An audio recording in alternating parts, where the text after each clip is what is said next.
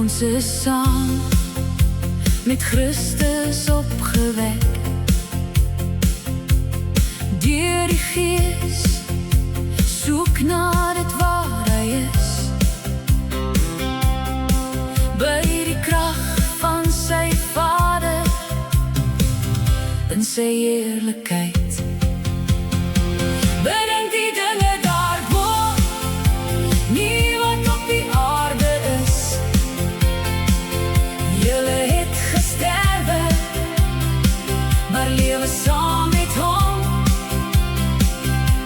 verborge in God. Hy word in krag